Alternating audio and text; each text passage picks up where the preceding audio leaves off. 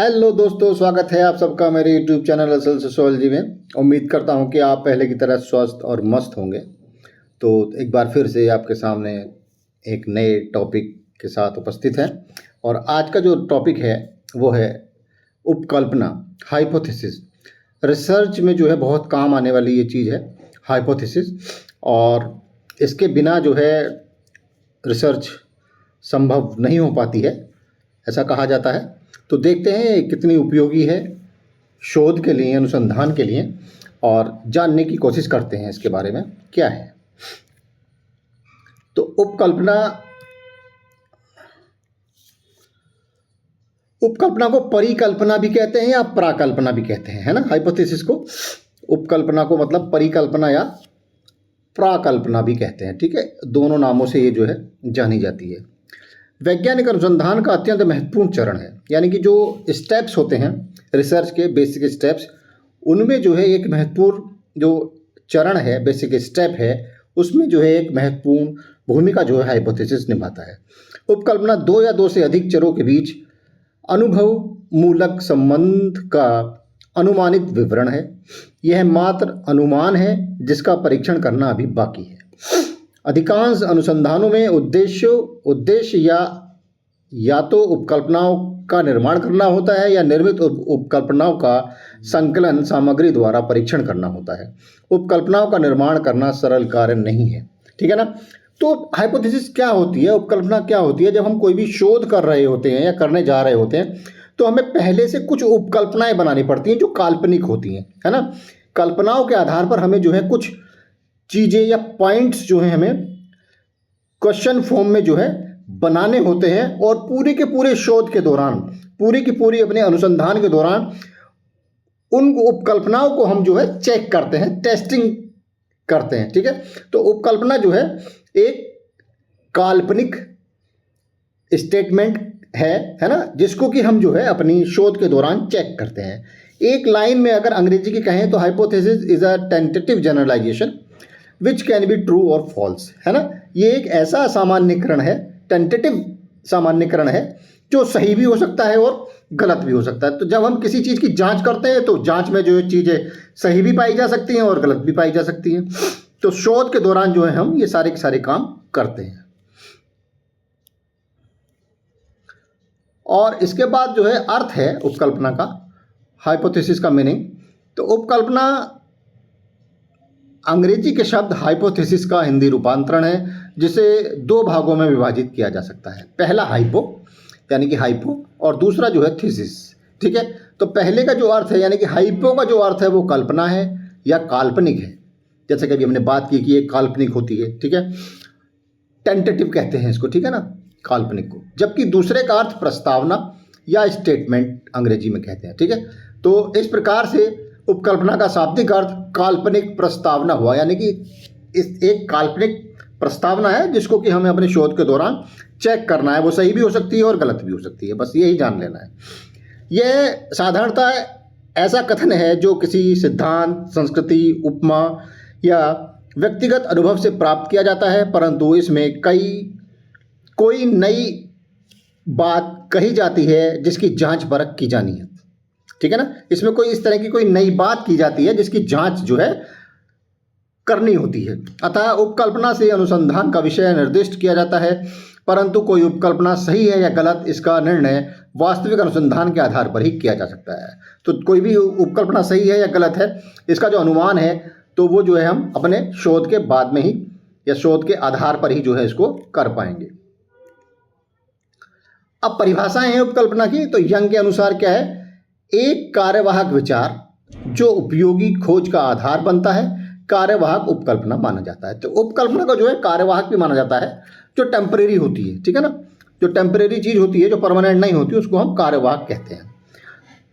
Vectors new international dictionary के अनुसार एक उपकल्पना एक मान्यता, शर्त अथवा सिद्धांत है जिसे शायद विश्वास के बिना मान लिया जाता है ताकि इसके तार्किक परिणाम आते हैं, इसके तार्किक परिणाम जाते हो सके तथा इस ढंग के द्वारा उन अन्य तथ्यों से समानता का परीक्षण किया जा सके जो ज्ञात है अथवा निर्धारित किया जा सकता है। ठीक है ना। तो मतलब जो चीज़ें हमें ज्ञात होती हैं उनका जो है परीक्षण, उसी के आधार पर जो है हम इसका परीक्षण करते हैं, ये इसमें बताने का प्रयास किया है। गुड एंड हैट के अनुसार ये इंपॉर्टेंट है। उपकल्पना इस बात का वर्णन करती है कि हम आगे क्या देखना चाहते हैं। एक उपकल्पना भविष्य की ओर देखती है। यह एक प्रस्तावना है जिसकी प्रमाणिकता सिद्ध करने हेतु उसका परीक्षण किया जा सकता है। यह सही भी सिद्ध हो सकती है और गलत भी। ठीक है ना। तो उपकल्पना को जो है सही भी माना जा सकता है शोध के दौरान अगर पाई गई, या फिर उसको गलत भी ठहराया जा सकता है। उपयुक्त परिभाषाओं से स्पष्ट है कि उपकल्पना एक काल्पनिक प्रस्तावना है, विचार है जो सामाजिक तथ्यों एवं घटनाओं की खोज करने एवं विभिन्न चरों में कार्य कारण संबंधों का पता लगाने का आधार बनती है। सल्टिज आदि का कहना है कि हम अनुसंधान में तब तक एक कदम भी आगे नहीं बढ़ सकते हैं जब तक कि हम संभावित व्याख्या अथवा समस्या के समाधान के बारे में न सोचें। जब काल्पनिक व्याख्याओं का निर्माण प्रस्तावनाओं के रूप में किया जाता है तो इन्हें उपकल्पना कहा जाता है। ठीक है ना। यानी कि जब काल्पनिक व्याख्याओं का निर्माण प्रस्तावनाओं के रूप में किया जाता है तो इन्हें हम उपकल्पना कहते हैं। अब क्या आता है? अब आता है टाइप्स ऑफ हाइपोथेसिस, यानी कि उपकल्पनाओं के प्रकार। ठीक है। तो उपकल्पनाओं के कुछ प्रकार हैं गुडेहार्ट के अनुसार, उनको देखते हैं क्या है। तो पहला है आनुभाविक समानताएं बताने वाली उपकल्पनाएं।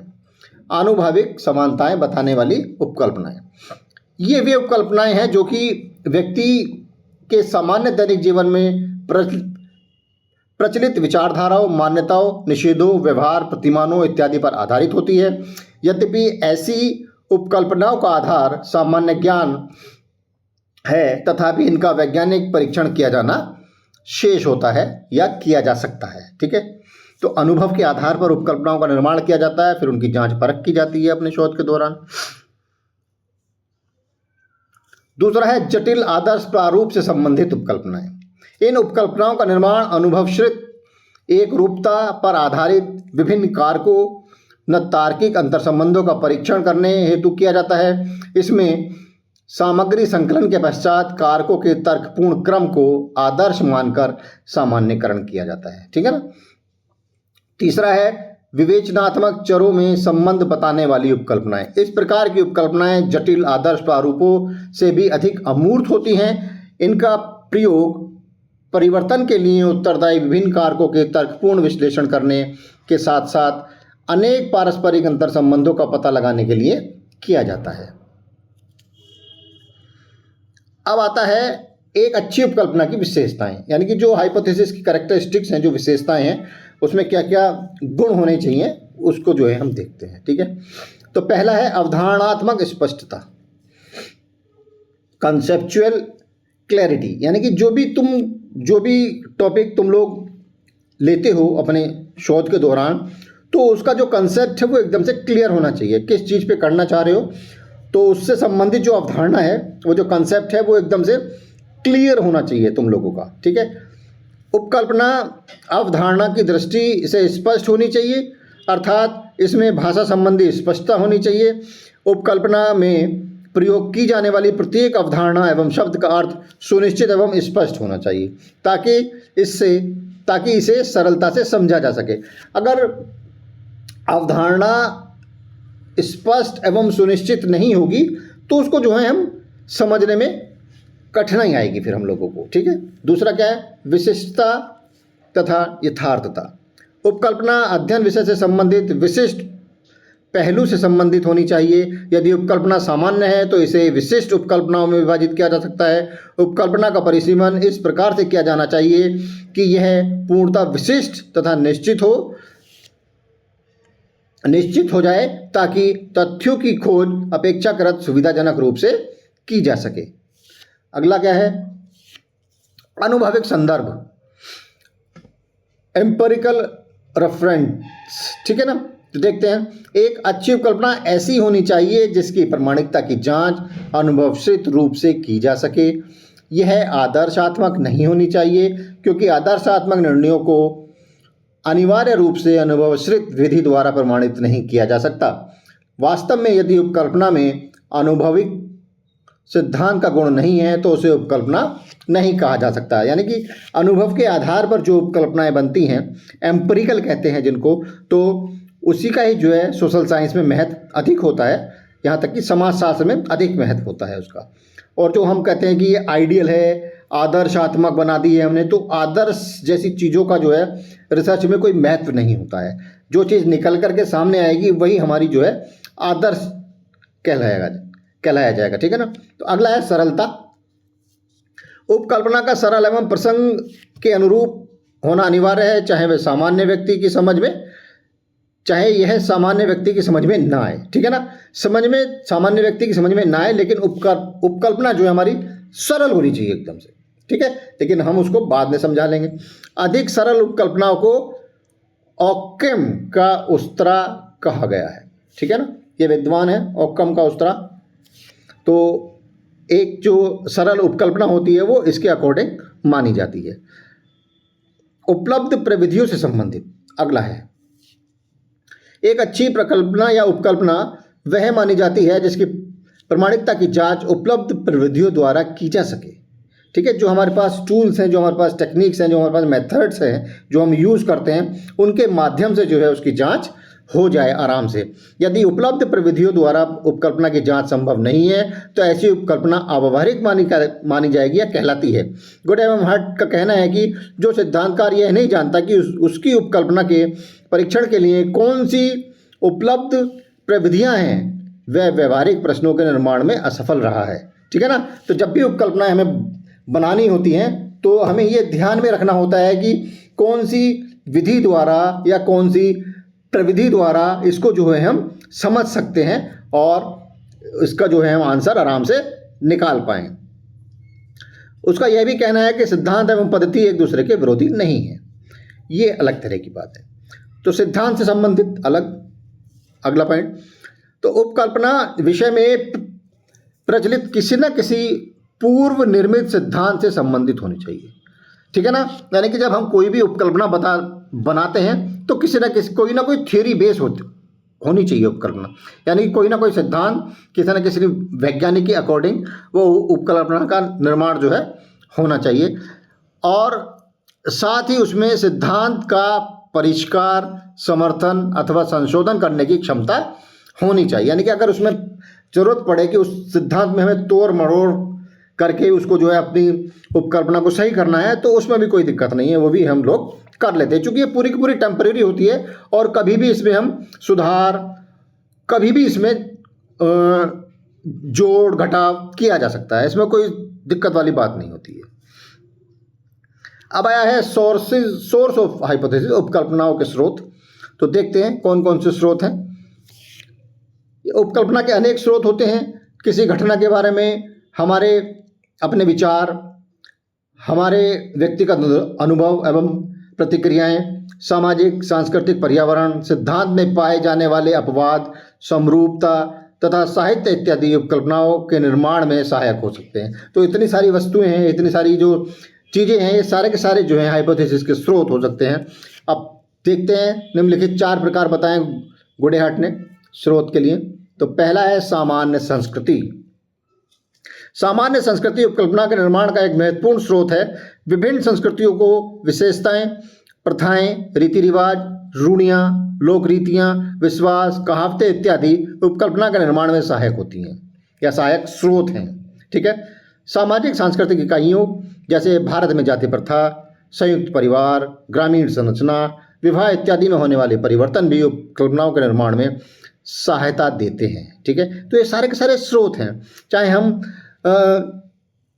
गांव का अध्ययन करें या किसी मैरिज का अध्ययन करें, ठीक है, कास्ट सिस्टम का अध्ययन करें, तो कोई ना कोई टॉपिक तो हमें लेना ही पड़ेगा ना, और उसी के माध्यम से जो है हम उपकल्पनाएं बनाएंगे, वही हमारा स्रोत हो जाएंगी। उन्हीं के आधार पर जो है फिर हम आगे बढ़ने का प्रयास करेंगे। गुड एवं हार्ट का कहना है कि अमेरिकी संस्कृति में व्यक्तिगत सुख का बड़ा महत्व दिया जाता है, ठीक है ना। तो तथा इससे संबंधित अनेक कारण उपकल्पना के स्रोत हो सकते हैं, ठीक है ना। सुख यानी कि सुख से संबंधित व्यक्ति जो है बहुत सारे स्रोत बना सकता है। वैज्ञानिक सिद्धांत। दूसरा है अनेक उपकल्पनाओं का निर्माण स्वयं विज्ञान तथा वैज्ञानिक सिद्धांतों द्वारा ही होता है। प्रत्येक विज्ञान में भिन्न विषयों के बारे में कुछ सामान्यकरण प्रचलित होते हैं और यही सामान्यकरण अन्य विज्ञानों में समस्याओं को भी प्रभावित करते हैं। यह सामान्यकरण तथा इसमें पाए जाने वाले सार्वभौमिक तत्व उपकल्पनाओं के मुख्य स्रोत हैं। सिद्धांत में पाए जाने वाले अपवाद भी उपकल्पनाओं के स्रोत हो सकते हैं। ठीक है, तो कोई बहुत सारी चीज़ें जो हैं स्रोत का माध्यम बन सकती हैं। तीसरा है उपमाएं या समरूपताएं। उपकल्पना के निर्माण में दो विभिन्न क्षेत्रों में पाई जाने वाली उपमाओं का भी विशेष महत्व है। उपमाओं के आधार पर अनुसंधानकर्ता एक क्षेत्र में पाए जाने वाले तथ्य या व्यवहार को दूसरे क्षेत्र में ढूंढने का प्रयास करता है। यदि दो भिन्न परिस्थितियों में हमें कुछ समानताएं दिखाई देती हैं तो स्वाभाविक रूप से अनुसंधानकर्ता के मन में यह प्रश्न पैदा होता है कि ऐसा क्यों है। ठीक है ना, अगर दो भिन्न वस्तुएं हम लोग देख रहे हैं तो अगर उनमें हमें कुछ समानताएं दिखाई देंगी तो जो रिसर्चर है या जो अनुसंधान करता है उसको जो है ये लगेगा कि ये दोनों चीज़ें अलग अलग हैं लेकिन इनमें समानताएं क्यों दिखाई दे रही हैं। तो यहीं से जो है शोध जो है उत्पन्न हो जाता है। ठीक है, तो शोध का जो है कोई विशेष दायरा इस तरह से नहीं होता है जहाँ से तुम्हारी सोच में या जहाँ से तुम्हारे दिमाग में प्रश्न आना शुरू हो जाए वहीं से जो है वो शोधार्थी या अनुसंधानकर्ता या रिसर्चर की जो पहली सीढ़ी है बस वो वही है कि क्वेश्चन मार्क जो है आ जाए।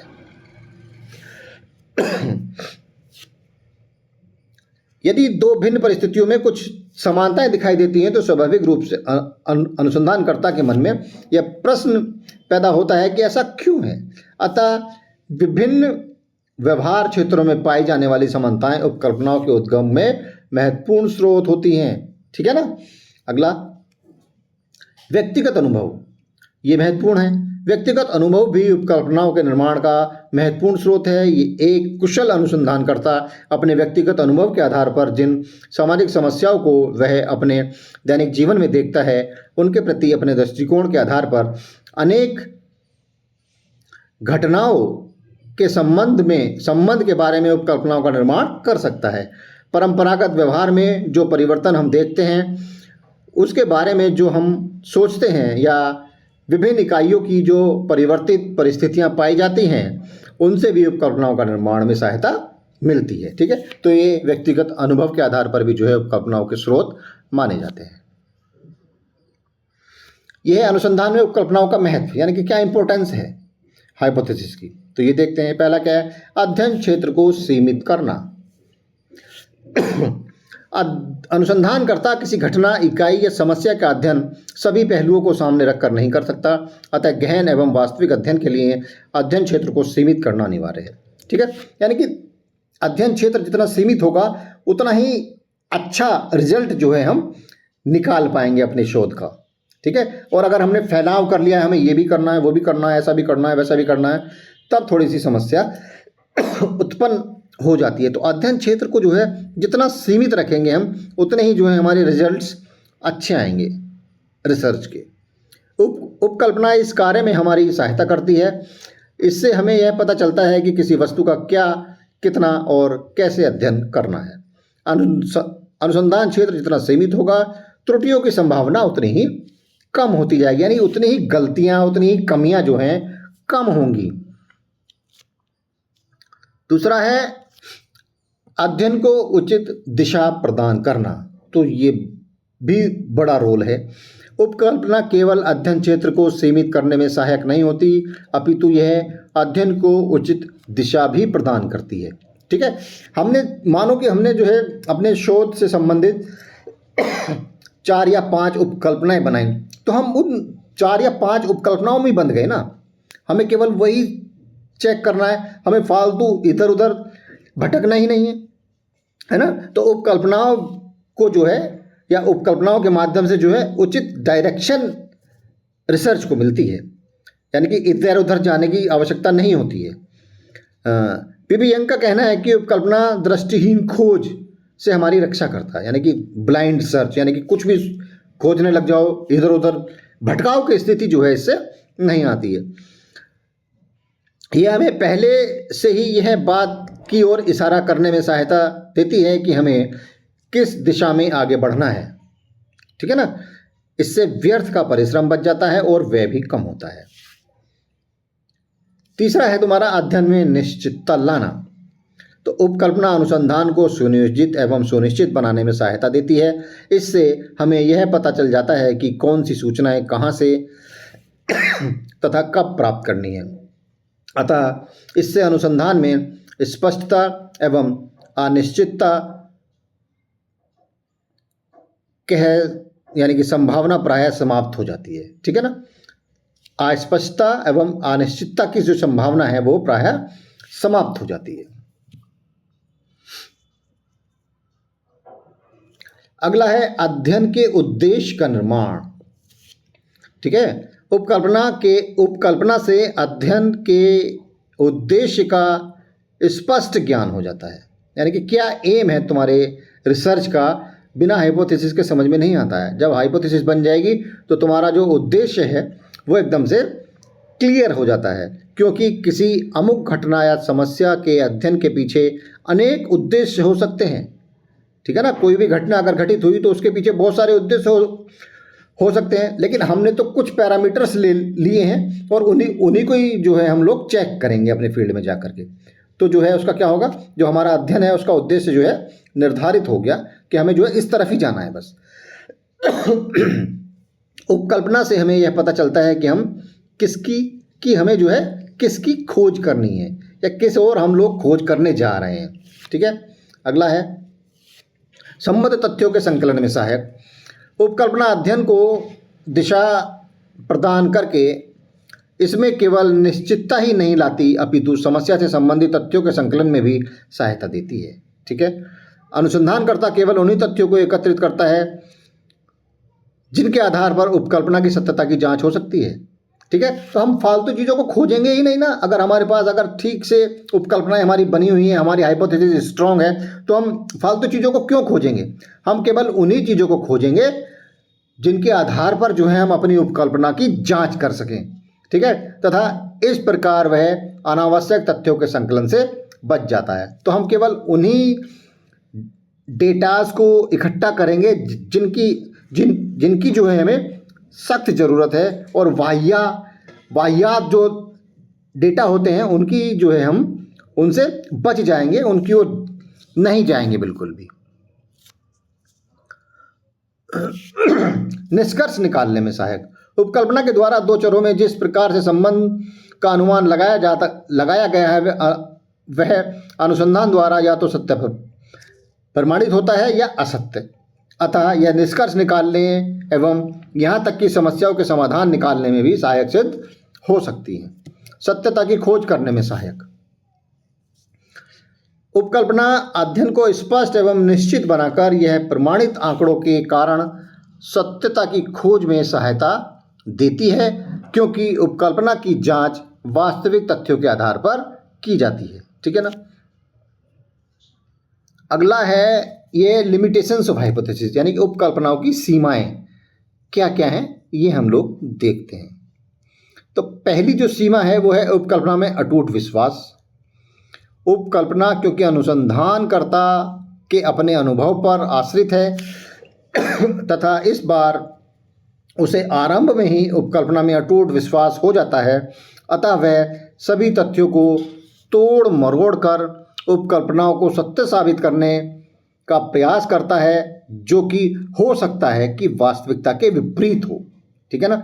लेकिन जब हमें अपनी उपकल्पना में विश्वास है तो अगर वो वास्तविकता के विपरीत है तो भी हम लोग जो है उस तरफ जाते हैं, और अपने शोध के दौरान हम जो है उसको देख लेंगे कि अगर उपकल्पना सही पाई गई तो सही है और अगर गलत है तो कोई दिक्कत नहीं। यही तो हम चेक करते हैं शोध के दौरान, हाइपोथेसिस को ठीक है या गलत है हाइपोथेसिस।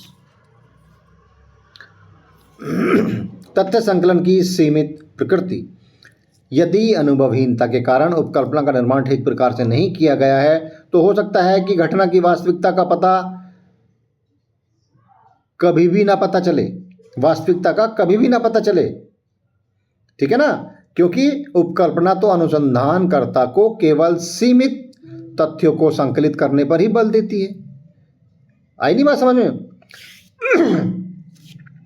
यानी कि अगर हम वास्तविकता का कभी भी पता न चले, कब ना पता चलेगा? जब उपकल्पना का निर्माण ठीक प्रकार से नहीं होगा, तो हम जो है अपने एम के जो है इर्द गिर्द घूमते रहेंगे, क्योंकि हमारी उपकल्पना ठीक नहीं है इस वजह से। और अगर हमारी उपकल्पना ठीक होगी तो हम जो है वास्तविकता का पता लगाएंगे और ठीक प्रकार से जो है अपनी उपकल्पना का सदुपयोग कर पाएंगे।